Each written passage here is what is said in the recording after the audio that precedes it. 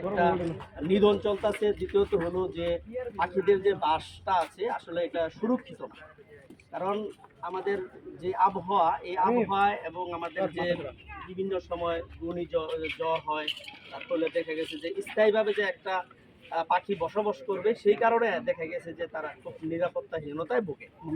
আমাদের যে মূল উদ্দেশ্যটা, সেই উদ্দেশ্যটা হলো এটা একটা বিশ্ববাসীকে একটা মেসেজ দেওয়া যে আমরা যাদের গাছপালা আছে বা নীরব জায়গা আছে, ওই জায়গাগুলোতে যেন পাখিদের জন্য বাসযোগ্য করার জন্য, নিরাপদ একটা সুরক্ষা দেওয়ার জন্য, যে তারা যেন এই জায়গাতে আসে। এবং প্রায় দেখা গেছে যে আমাদের স্থানীয় যে সমস্ত পাখিগুলো আছে, এগুলো এখন বর্তমানে ঝুঁকিপূর্ণ হয়ে গিয়েছে। আগে আমরা দেখতাম যে বাড়ি ঘরের কোনায় কোনায় কলম আপনার চড়ুই পাখি বাসা বাঁধত।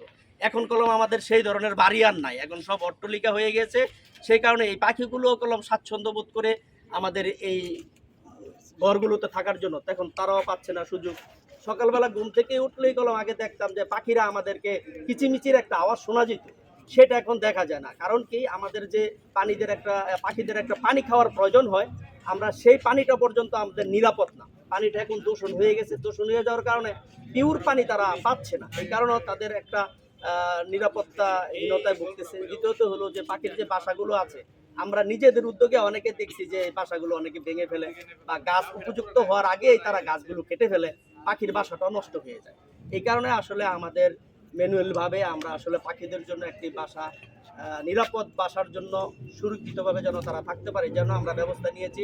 আমি ধন্যবাদ জানাই যে আসলে এই আলোচনা যখন করি আমি, তখন আমাদের সকলের প্রাণপ্রিয় বড় ভাই যে কে এম আজাদ ভাই আমাকে খুব উৎসাহ দিয়েছেন, বলল যে ভাই আমাদের এই জায়গাতে করেন, কারণ এই জায়গাতেও আমরা আপনাদের পাশে থাকি, আপনারা ভালো কাজ করেন, যে এই কাজগুলো আমরা করার জন্য বলেছি। তাই আমি আসলে চিরকৃতজ্ঞ যে আজকে আমাদের এই প্রোগ্রামে যে আমাদের সকলের সুযোগ্য আমাদের বাংলাদেশ কারুশিল্প লোকজ কারুশিল্প ফাউন্ডেশনের সম্মানিত পরিচালক কাজী মাহবুবুল আলম স্যার আছেন।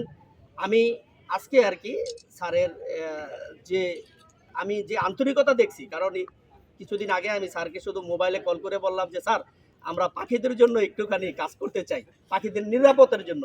স্যার একটি কথাই বললো যে ঠিক আছে, আমি রাজি আছি, এবং এই কাজটি খুব মহৎ একটি কাজ বর্তমান সময়ের জন্য।